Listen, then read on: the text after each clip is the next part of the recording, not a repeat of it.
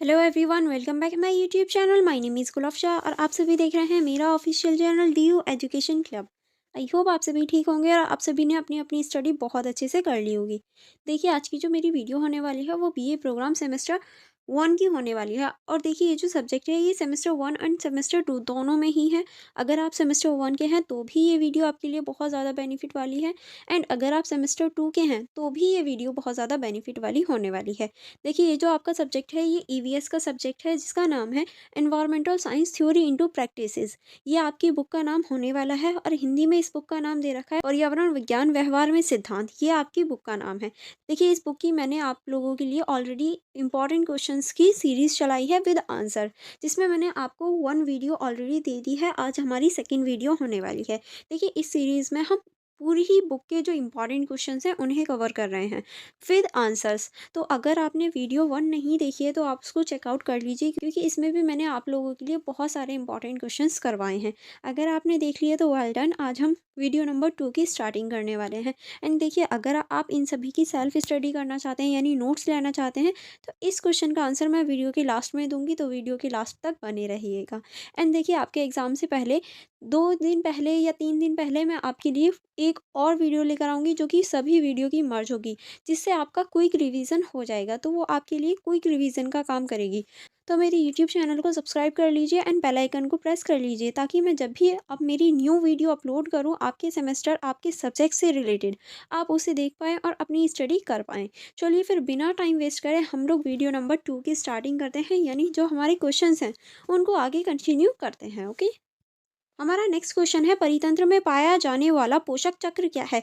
देखिए, परितंत्र क्या होता है ये हम लोग पहले ही डिस्कस कर चुके हैं। तो अब हम देखेंगे परितंत्र में जो पाया जाता है पोषक चक्र वो आखिर क्या होता है। तो सबसे पहले हम स्टार्टिंग करेंगे परिचय से। ठीक है, परितंत्र में पोषक चक्र वह क्रिया है जिसके माध्यम से पोषक तत्व जैसे कार्बन, नाइट्रोजन, फास्फोरस और जल जीवमंडल में विभिन्न घटकों के बीच चक्रीय रूप से प्रवाहित होते हैं। यह चक्रीय परिस्थितिकी तंत्र में पोषण तत्वों की उपलब्धता बनाने और जीवन कार्बन को समर्थन देने में महत्वपूर्ण भूमिका निभाता है। यानी देखिए, जो पोषण चक्र होता है वो एक तरीके से जो कार्बन है, नाइट्रोजन है, फास्फोरस है और जल है, उसको जीव मंडल में एक स्थान से दूसरे स्थान पर ले जाने और चक्रीय रूप से प्रवाहित करने में महत्वपूर्ण भूमिका निभाता है। और ये परिस्थिति के तंत्र में बहुत ज़्यादा इंपॉर्टेंट हो जाता है, क्योंकि ये कार्बन को एक स्थान से दूसरे स्थान ले जाने का कार्य करता है, यानी चक्र लगाने का कार्य करता है। अब हम देखेंगे प्रमुख पोषक चक्र के कौन कौन से प्रमुख पोषक चक्र होते हैं।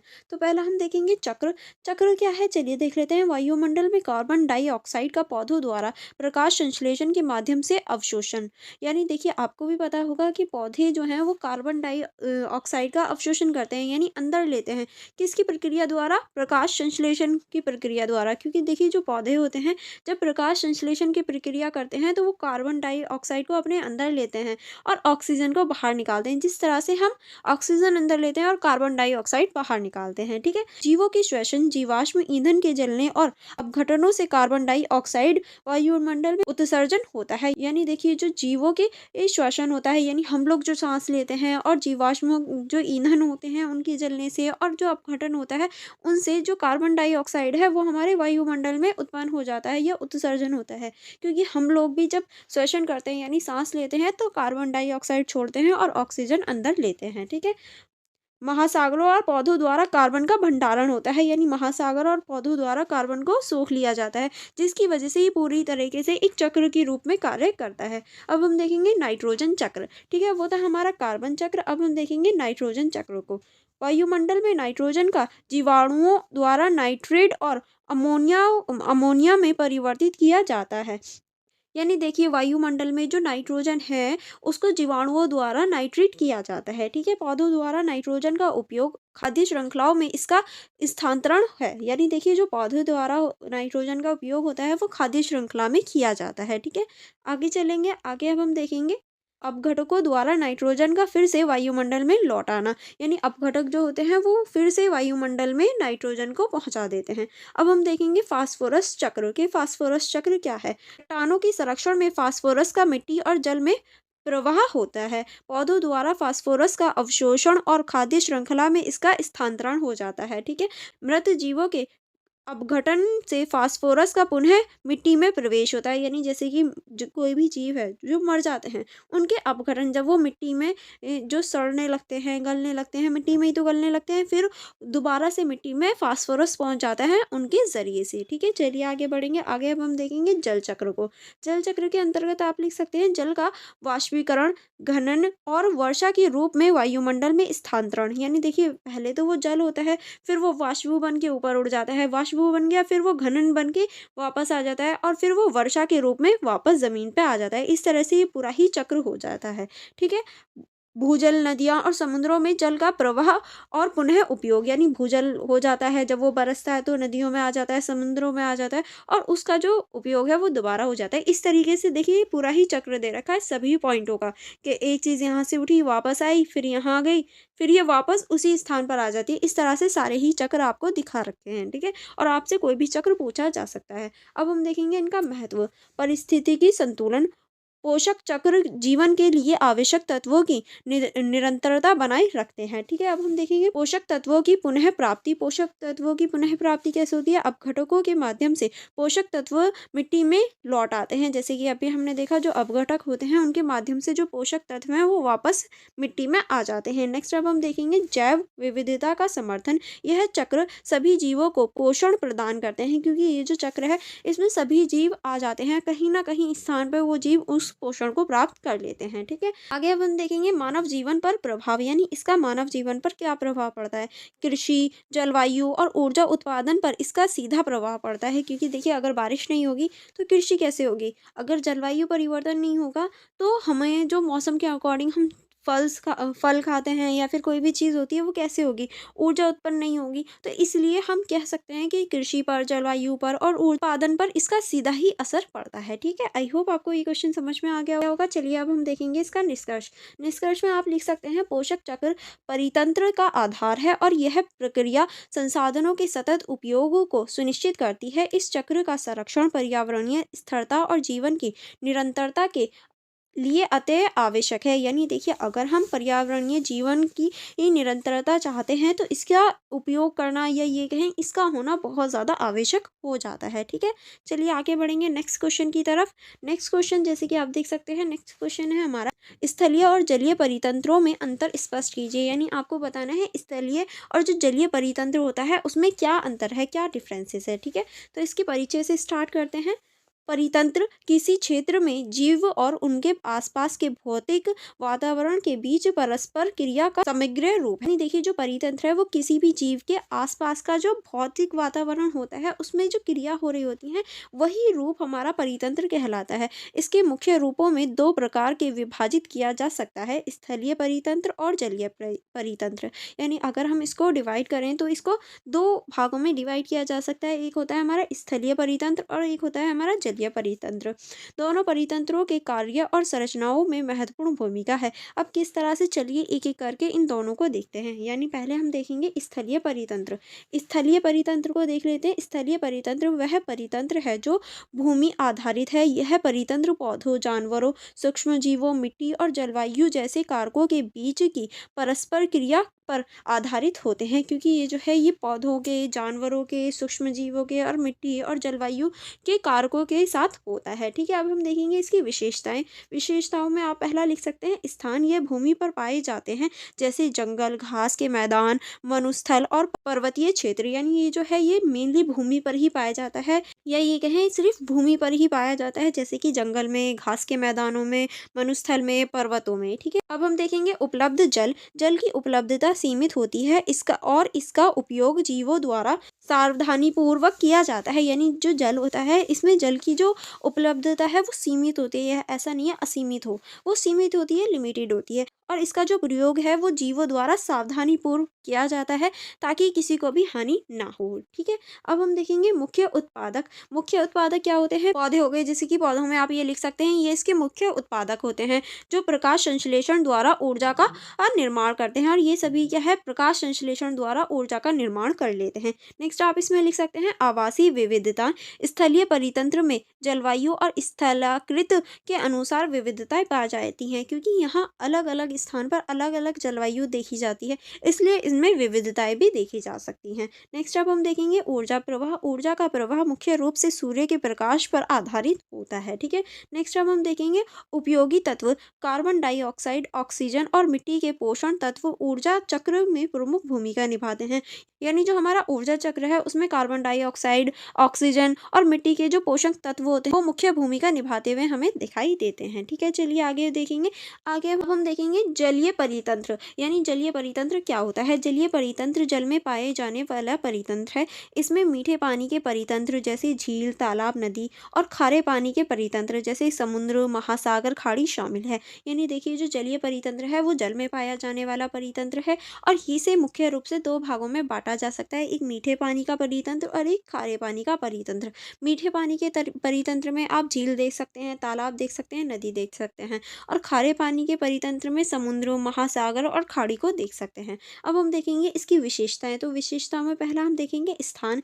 यह जल आधारित है जिसमें स्थल जल, झील या और तालाब और गतिशील जल, नदियाँ और समुद्र आते हैं। यानी देखिए ये जो है ये जल में आधारित होता है। इसमें स्थल जल यानी जो चलता नहीं है, मतलब स्थिर रहता है, इधर उधर नहीं जाता ज़्यादा, जैसे कि झील का हो गया, तालाब का हो गया। और एक होता है गतिशील जल, जो जैसे कि हमारी नदियाँ हो गई और समुद्र हो गए, जिनका जल जो है वो निरंतर चलता रहता है। ठीक है। नेक्स्ट अब हम देखेंगे उपलब्ध जल। जल हमेशा उपलब्ध होता है और इसका उपयोग जीवन के ये सभी कार्यों के लिए होता है। यानी जो जल होता है वो हमेशा उपलब्ध रहता है और इसी के लिए और इसका प्रयोग हम बहुत सारे जीवन के कार्य करने के लिए करते हैं। ठीक है। अब नेक्स्ट अब हम देखेंगे मुख्य उत्पादक। शैवाल और जल पौधे मुख्य उत्पादक होते हैं। यानी इसके जो मुख्य उत्पादक होते हैं वो शैवाल और जल के जो पौधे होते हैं। यानी आपने भी देखा होगा कि देखिए समुद्र में बहुत सारे पौधे होते हैं। आपने कभी मूवीज़ या फिर कार्टून वगैरह देखे हों, उसमें समुद्र के अंदर पौधे दिखाए जाते हैं, तो वो जो होते हैं वो इसके मुख्य उत्पादक होते हैं। ठीक है। अब हम नेक्स्ट पॉइंट की तरफ चलेंगे। नेक्स्ट आप इसमें लिखेंगे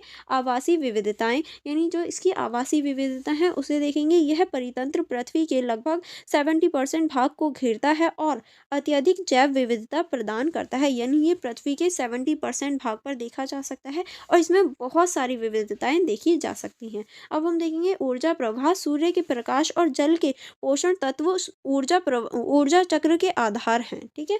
नेक्स्ट अब हम देखेंगे इसमें उपयोगी तत्व। घुले हुए ऑक्सीजन और कार्बन डाइऑक्साइड प्रमुख तत्व हैं। यानी इसके जो उपयोगी तत्व होते हैं वो होता है घुले हुए ऑक्सीजन और कार्बन डाइऑक्साइड, इसके प्रमुख तत्व होते हैं। ठीक है। चलिए आगे बढ़ेंगे। आगे अब हम इसी के अंतर्गत देखेंगे स्थलीय और जलीय परितंत्र के बीच प्रमुख अंतर। यानी जो हमारा स्थलीय और जलीय परितंत्र होता है उसके प्रमुख जो अंतर हैं या इन दोनों के बीच जो अंतर हैं अब हम उनके ऊपर डिस्कस करने वाले हैं। यानी देखिए यहाँ आप परितंत्र देखेंगे, यहाँ हमारा स्थलीय स्थलीय परितंत्र है और यहाँ हमारा जलीय परितंत्र है। ठीक है। अगर हम स्थिति की बात करें तो ये भूमि आधारित होता है और ये जल आधारित होता है। अगर हम इसके मुख्य उत्पादक की बात करें तो भूमि पर उगने वाले पौधे होते हैं और इसमें शैवाल, फाइटोप्लैंक्टन और जल पौधे होते हैं। ठीक है। अगर हम जल की उपलब्धता की बात करें तो सीमित और अनियमित होता है और इसमें प्रचुर मात्रा में होता है। यानी यहाँ पर जो मात्रा होती है वो खत्म नहीं होगी, यहाँ खत्म हो सकती है। ठीक है। ऊर्जा प्रवाह की बात करें तो सूर्य का प्रकाश और भूमि आधारित खाद्य श्रृंखला होती है और यहाँ बात करें तो सूर्य का प्रकाश और जल में घुले पोषक तत्व होते हैं। ठीक है। अब हम देखेंगे जैव विविधता। जैव विविधता के आधार पर देखें तो स्थल की भौगोलिक स्थिति के अनुसार विविधता होती है और जल के प्रकार, मिट्टी या खारा के अनुसार विविधता होती है। यानी यहाँ पर जो विविधता होती है वो जल के आधार पर होती है। अगर जो मिट्टी है या फिर जो पानी है वो खारा है तो अलग विविधता होगी और अगर ये पानी मीठा है तो वहाँ अलग विविधताएं पाई जाएंगी। ठीक है। अब हम देखेंगे अभिनियमन के आधार पर जलवायु मिट्टी और स्थलीकृत पर निर्भर होता है। तापमान, लवणीय और जल की गहराइयों पर निर्भर होता है। यानी यहाँ जो तापमान है, लवणता है, वो जल की गहराई पर निर्भर होता है। ठीक है। आई होप आपको ये क्वेश्चन समझ में आ गया हो। चलिए अब हम इसका निष्कर्ष देख लेते हैं। निष्कर्ष में आप लिख सकते हैं स्थलीय और जलीय परितंत्र अपने विशिष्ट भौगोलिक और पर्यावरणीय विशेषताओं के कारण पृथक होता है। दोनों ही परितंत्र पृथ्वी पर जैव विविधता और ऊर्जा संतुलन बनाए रखने में महत्वपूर्ण भूमिका निभाते हैं। इसका संतुलन बनाए रखना पर्यावरणीय संरक्षण के लिए अत्यंत आवश्यक है। यानी देखिए दोनों ही जो हैं वो इम्पॉर्टेंट है हमारी पृथ्वी के लिए, हमारी पृथ्वी के पर्यावरण के लिए, पर्यावरण संतुलन के लिए। अगर हम उसको संतुलन को बनाए रखना चाहते हैं तो दोनों की जो संरक्षण है या ये दोनों का जो बचाव है वो आवश्यक है। ठीक है, चलिए नेक्स्ट क्वेश्चन की तरफ चलेंगे। नेक्स्ट क्वेश्चन देख लेते हैं। नेक्स्ट क्वेश्चन है हमारा, प्राकृतिक संसाधन क्या है? प्राकृतिक संसाधन के प्रकारों की व्याख्या करते हुए नवीनीकरणीय संसाधन और गैर नवीनीकरणीय संसाधन को समझाइए। यानी देखिए, इस क्वेश्चन में आपको प्राकृतिक संसाधन क्या होते हैं ये बताना है, और प्राकृतिक संसाधनों के जो प्रकार होते हैं ये बताते हुए आपको नवीनीकरणीय संसाधन और गैर नवीनीकरणीय संसाधन होते हैं उनको आपको समझाना है। ठीक है, चलिए देख लेते हैं प्राकृतिक संसाधन आखिर होते क्या हैं। ठीक है, इसके परिचय को देख लेते हैं। इसके अंतर्गत आप लिख सकते हैं, प्राकृतिक संसाधन वह संसाधन है जो प्रकृति द्वारा प्रदान किए जाते हैं। यानी प्राकृतिक संसाधन कौन से हो गए? जो प्रकृति द्वारा ही दिए जाएं वो प्राकृतिक संसाधन हो गए, और मानव जीवन के लिए उपयोगी हैं। यह संसाधन मानव के विकास, जीवन यापन और पर्यावरणीय संतुलन को बनाए रखने में सहायक है, जिसमें जल, वायु, मिट्टी, खनिज, ऊर्जा स्रोत, वनस्पति, जीव जंतु शामिल हैं। यानी देखिए, प्राकृतिक संसाधन जो है वो बहुत ज़्यादा इम्पोर्टेंट है जीवन यापन करने के लिए, जैसे कि जल हो गया, वायु हो गई, मिट्टी हो गई,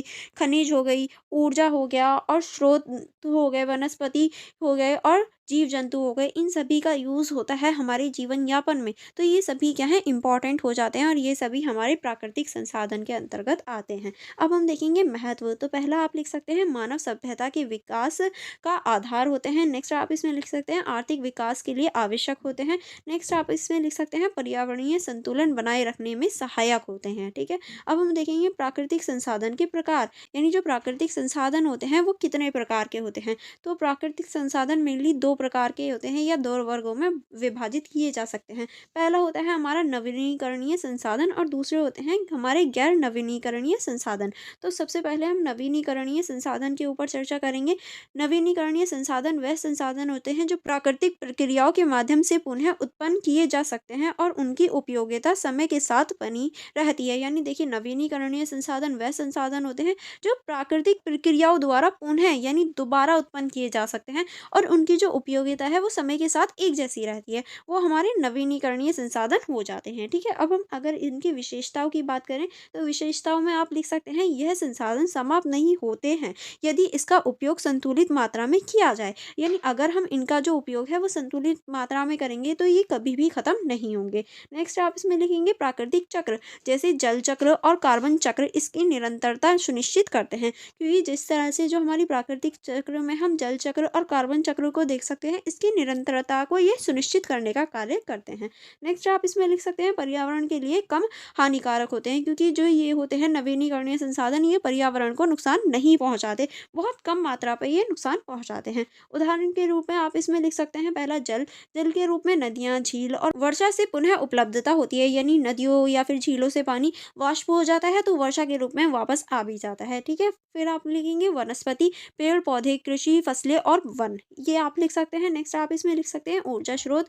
सूर्य की ऊर्जा असीमित और निरंतर है। यानी जो जैसे कि अगर हम सूर्य का एग्जाम्पल लें, क्योंकि अगर हम सौर ऊर्जा का प्रयोग करते हैं लाइट जलाने के लिए या फिर किसी और चीज़ में, तो सूर्य जो है वह ऐसा तो नहीं है ख़त्म हो जाएगा या फिर उसकी ऊर्जा ख़त्म हो जाएगी, तो ये असीमित मात्रा में होता है। ठीक है, अब हम देखेंगे पवन ऊर्जा, वायु की गति से ऊर्जा का उत्पादन कर सकते हैं। ठीक है, नेक्स्ट स्टेप हम देखेंगे जैव ऊर्जा, पशु और पौधों से प्राप्त ऊर्जा भी जैव ऊर्जा में आ जाते हैं। अब हम देखेंगे इसके महत्व, कि इसके क्या क्या महत्व होते हैं, इसकी क्या आवश्यकता है। तो पहला हम आप लिख सकते हैं, सतत विकास के लिए उपयोगी है ये। नेक्स्ट आप इसमें लिख सकते हैं, पर्यावरण संतुलन बनाए रखता है ये, क्योंकि इसकी वजह से पर्यावरण संतुलन बना रहता है। नेक्स्ट आप इसमें लिख सकते हैं, दीर्घकालीन ऊर्जा स्रोत के रूप में उपयोगी है, क्योंकि ये ऐसी ऊर्जा होती है जो जल्दी से ख़त्म नहीं होती, तो इसीलिए हम इसे दीर्घकालीन ऊर्जा बोल सकते हैं। अब हम देखेंगे गैर नवीनीकरणीय संसाधन। यानी गैर नवीनीकरणीय संसाधन कौन से होते हैं? गैर नवीनीकरणीय संसाधन वह संसाधन है जिनकी मात्रा सीमित होती है, जिसका पुनः निर्माण प्राकृतिक रूप से संभव नहीं है या बहुत धीमी गति से होता है। यानी देखिए, गैर नवीनीकरणीय संसाधन वह संसाधन होते हैं जो कि पूरी तरीके से या ये कहें असीमित मात्रा में मौजूद नहीं है, और उनका जो पुनः निर्माण है या पुनः चक्र है वो प्रकृति द्वारा नहीं हो सकता, या हो भी सकता है तो उसकी बहुत धीमी गति है। यानी वो बहुत धीमी गति से होंगे, ना के बराबर वाले। तो इसी वजह से ये जो संसाधन है ये गैर नवीनीकरणीय संसाधन में आ जाते हैं। अगर हम इसकी विशेषताओं की बात करें तो पहला आप लिख सकते हैं, एक बार समाप्त होने पर इनका पुनः उपयोग संभव नहीं है। यानी अगर एक बार खत्म हो गए तो दोबारा उनका प्रयोग करना असंभव है, क्योंकि उन्हें दोबारा बनने में लाखों करोड़ों साल लग जाएंगे। ठीक है, नेक्स्ट आप इसमें लिख सकते हैं, इन संसाधनों के अंधाधुंध उपयोग से पर्यावरणीय समस्या उत्पन्न होती हैं, यानी अगर हम इनका ज़्यादा यूज़ करेंगे तो ऐसा नहीं है ये सिर्फ ख़त्म ही होंगे, इनकी वजह से जो पर्यावरण समस्याएं हैं वो भी उत्पन्न हो जाएंगी। नेक्स्ट आप इसमें लिख सकते हैं इनका निर्माण लाखों वर्षों में होता है। जैसे अभी मैंने बताया, इनका निर्माण अगर एक बार ख़त्म हो गई तो दोबारा यूज़ करने के लिए हमें लाखों करोड़ों वर्ष जो है वो वेट करना होगा, और इतना तो कोई जीवित भी नहीं रहता। ठीक है, अब हम देखेंगे इसके उदाहरण के रूप में आप क्या लिख सकते हैं। चलिए इसके उदाहरण देख लेते हैं। उदाहरण में पहला आप लिखेंगे खनिज। खनिज में लोहा हो गया, तांबा हो गया, सोना हो गया और चांदी हो गया। ठीक है, अब हम देखेंगे जीवाश्म ईंधन। जीवाश्म ईंधन में आप लिख सकते हैं कोयला, पेट्रोलियम और प्राकृतिक गैसों को आप इसमें लिख सकते हैं। नेक्स्ट अब हम देखेंगे परमाणु ऊर्जा स्रोत, जैसे कि आप इसमें लिख सकते हैं यूरेनियम और थोरियम। ठीक है, अब हम देखेंगे इसके महत्व को कि इसकी क्या महत्व है या ये जो है वो क्यों ज़रूरी है। तो इसके महत्व में आप पहला लिख सकते हैं औद्योगिक विकास और आधुनिक जीवन शैली के लिए आवश्यक है, क्योंकि देखिए ये जो है ये सभी संसाधन हमें औद्योगिक विकास करने में महत्वपूर्ण भूमिका निभाते हैं। नेक्स्ट आप इसमें लिखेंगे ऊर्जा उत्पादन और औद्योगिक उपकरणों का उपयोग, क्योंकि हमारे जो औद्योगिक उपकरण हैं, जैसे कि आप देख सकते हैं बस है, ट्रैक्टर है, गाड़ी है, स्कूटर है, इन सभी में हम पेट्रोल का यूज़ करते हैं, तो ये औद्योगिक जो उपकरण हैं उनके लिए आवश्यक हो जाते हैं। नेक्स्ट आप इसमें लिख सकते हैं आर्थिक विकास का मुख्य आधार, यानी जो हमारा आर्थिक विकास है उसका मुख्य आधार ये सभी चीज़ें हो जाती हैं। ठीक है, चलिए आगे बढ़ेंगे। आगे अब हम देखेंगे ये नवीनीकरणीय और गैर नवीनीकरणीय संसाधनों के बीच तुलना, यानी जो हमारे नवीनीकरणीय हैं और जो हमारे गैर नवीनीकरणीय संसाधन हैं उन दोनों के बीच में तुलना किस तरह से की जा सकती है। तो पहले हम देखेंगे पैरामीटर और नवीनीकरणीय संसाधन और गैर नवीनीकरणीय संसाधन। तो पुनः उत्पादन क्षमता के आधार पर देखें तो ये हो सकते हैं। ठीक है, इन्हें सीमित मात्रा में उपलब्ध होते हैं। ये पर्यावरण प्रभाव को देखें तो कम पर्यावरणीय प्रभावी होते हैं, ये अधिक पर्यावरणीय प्रदूषण करते हैं, यानी ये पर्यावरण को ज़्यादा प्रभावित करते हैं। अगर हम इनकी उपलब्धता की बात करें तो ये दीर्घकालीन और सतत होते हैं और ये समाप्त होने वाले होते हैं। ठीक है, अगर हम उदाहरण की बात करें तो सौर ऊर्जा हो गया, पवन ऊर्जा हो गया, जल हो गया। अगर हम इसके उदाहरण की बात करें तो कोयला हो गया, पेट्रोलियम हो गया और खनिज हो गया। ठीक है, अगर हम इसका उपयोग की बात करें तो स्थायी विकास के लिए होते हैं, यानी ये स्थायी विकास के लिए यूज़ होते हैं, और अगर हम इनकी बात करें तो ये औद्योगिक और ऊर्जा उत्पादन के लिए किए जाते हैं, क्योंकि इनकी सहायता से उद्योगों को बढ़ावा मिलता है और ऊर्जा उत्पादन होता है। ठीक है, अब हम चलेंगे निष्कर्ष की ओर। निष्कर्ष में आप लिख सकते हैं प्राकृतिक संसाधन मानव और पर्यावरण दोनों के लिए अत्यंत महत्वपूर्ण है। नवीनीकरणीय संसाधन सतत विकास को प्रोत्साहित करते हैं और दीर्घकालीन उपयोग के लिए उपयुक्त हैं, जबकि गैर नवीनीकरणीय संसाधन सीमित मात्रा में उपलब्ध हैं और इसे विवेकपूर्ण उपयोग की आवश्यकता होती है। ठीक है, आज के समय में पर्यावरणीय संतुलन बनाए रखने के लिए नवीनीकरणीय संसाधनों के उपयोग को बढ़ावा देना अत्यंत आवश्यक है, क्योंकि देखिए आज का जो हमारा टाइम है उसमें पॉल्यूशन बहुत ज़्यादा हो गया है, तो इसीलिए हमें नवीनीकरणीय संसाधनों के उपयोग को बढ़ाना चाहिए, ना कि गैर नवीनीकरणीय संसाधन के प्रयोग को, क्योंकि हमें अपनी पृथ्वी को भी बचाना है। ठीक है, अब हम नेक्स्ट क्वेश्चन की तरफ चलेंगे। नेक्स्ट क्वेश्चन है हमारा भारत में जल संसाधन पर टिप्पणी कीजिए, यानी जो भारत है उसमें जो जल संसाधन है हमें उसके ऊपर टिप्पणी करनी है। आई होप आपको सारे ही क्वेश्चन समझ में आ रहे हो। अगर आपको कोई डाउट हो या कोई प्रॉब्लम हो तो आप मुझसे कमेंट बॉक्स में भी पूछ सकते हैं। ओके, चलिए हम इसको देख लेते हैं। इसके परिचय में आप लिख सकते हैं भारत में जल संसाधन विश्व में सबसे समृद्ध और विविध हैं। देश में नदियाँ, झीलें, तालाब, जल भृतों और वर्षा के रूप में जल की प्रचुरता है। यह संसाधन कृषि, उद्योग, पेयजल और ऊर्जा उत्पादन के लिए अत्यंत महत्वपूर्ण है। यानी अगर हम अपने देश की बात कर रहे हैं ना, तो ये पूरे विश्व में सबसे ज़्यादा नदियों वाला, तालाबों वाला, जल भृतों वाला और वर्षा वाले देशों में से एक है, क्योंकि देखिए हमारे देश में बहुत सारी नदियाँ हैं, तालाब हैं, झीलें हैं, जल भृत हैं और वर्षा भी काफ़ी ठीक ठाक हो जाती है, जो कि हमारी जो कृषि है, उद्योग है और पेयजल है और ऊर्जा उत्पादन है उसके लिए बहुत ज़्यादा इम्पोर्टेंट हो जाते हैं। ठीक है, अब हम बात करेंगे भारत में जल संसाधन, यानी अब हम बात करने वाले हैं भारत में जो जल संसाधन है, यानी ऐसे कौन कौन से जल संसाधन हैं हमारे भारत में। ठीक है, तो आज हम अपने भारत के बारे में भी चर्चा करेंगे। ठीक है, चलिए फर्स्ट पॉइंट आप इसमें लिख सकते हैं नदी प्रणालियाँ, यानी जो नदियाँ होती हैं वो किस तरह से।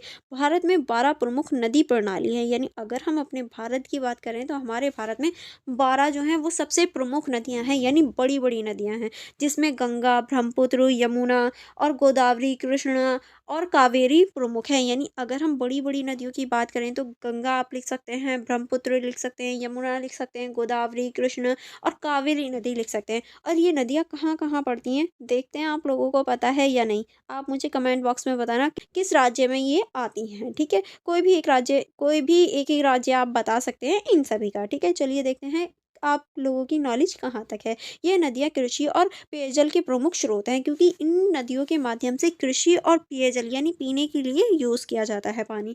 नेक्स्ट अब हम देखेंगे झीलें और तालाब। डल झील, भूलर झील, चिल्का झील और लोथल जैसे जल निकाय स्थानीय ज़रूरतों को पूरा करते हैं। यानी देखिए हमारे भारत में डल झील है, वूलर झील है, चिल्का झील है और थोलर झील है, जो कि हमारी जो ज़रूरतें हैं उनको पूरे करती हैं। अब हम देखेंगे भूजल। भूजल को देख लेते हैं। भारत दुनिया में भूजल उपयोग की अग्रणीय है। यह मुख्यतः कृषि और घरेलू उपयोग के लिए निकाला जाता है। यानी अगर हम भारत की बात करें तो हमारे भारत में जो भूजल का उपयोग है वो घरेलू उपयोग और कृषि के लिए ही किया जाता है। अब हम बात करेंगे वर्षा की। भारत में वार्षिक औसत वर्षा लगभग 118 सेंटीमीटर है। हालांकि यह स्थान और समय के अनुसार असमान है। यानी देखिए जो लगभग मानी जाती है हमारे भारत में जो वर्षा लगभग है वो 118 है, लेकिन ये अलग-अलग स्थान और अलग-अलग जगह पर अलग-अलग हो सकती है, ठीक है? नेक्स्ट अब हम देखेंगे जलाशय और बांध।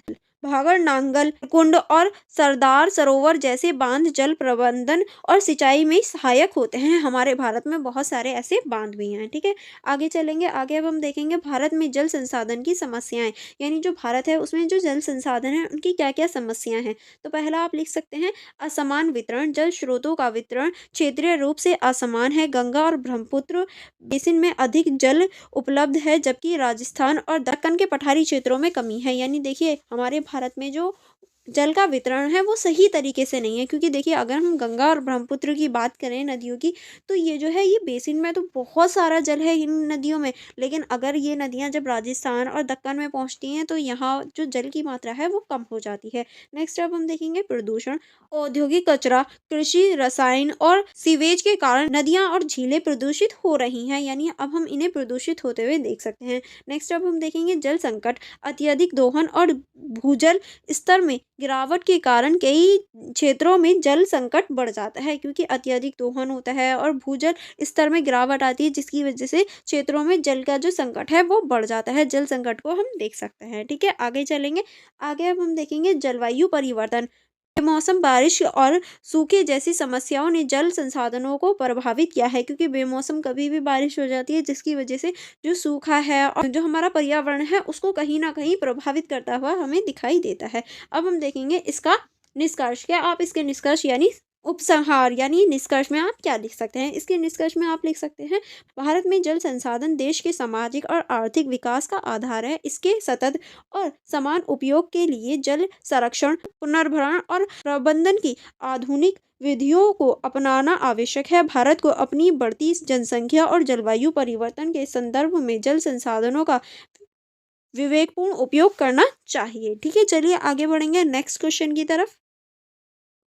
नेक्स्ट क्वेश्चन है हमारा जीवाश्म ईंधन क्या है? जीवाश्म ईंधन के 3 उदाहरण दीजिए। यानी आपको बताना है कि जीवाश्म ईंधन क्या होते हैं और जीवाश्म ईंधन के आपको 3 उदाहरण भी देने हैं। तो पहले हम देखेंगे इंट्रो यानी इंट्रोडक्शन में आप लिख सकते हैं जीवाश्म ईंधन क्या है। परिचय में देखेंगे, परिचय आप लिखेंगे इस तरह से जीवाश्म ईंधन वह ऊर्जा स्रोत है जो लाखों वर्षों में मृत पौधों और जानवरों के अवशेषों के अपघटनों और दाब ताप के प्रभाव से निर्मित होती है। यानी जीवाश्म ईंधन वह ऊर्जा होती है जो लाखों सालों में बनती है, वो भी किससे? मृत पौधे यानी जो मरे हुए पौधे होते हैं, गले हुए पौधे होते हैं, और जो जानवर होते हैं या फिर हम लोग होते हैं, पशु पक्षी होते हैं, उनके जो उनके जो अवशेष होते हैं जो ज़मीन में दब जाते हैं, बहुत नीचे दब जाते हैं, और उन पर दाब और ताप यानी जो दबाव है वो भी पड़ता है और जो ताप है वो भी पड़ता है, क्योंकि ज़मीन के अंदर तो गर्माई है, गर्म है हमारी ज़मीन, अंदर से अंदर लावा है, तो दोनों ही आपस में जब पड़ते हैं जब जाकर उन जीवाश्म ईंधन का निर्माण होता है। यह ऊर्जा स्रोत पृथ्वी के अंदर गहरे भू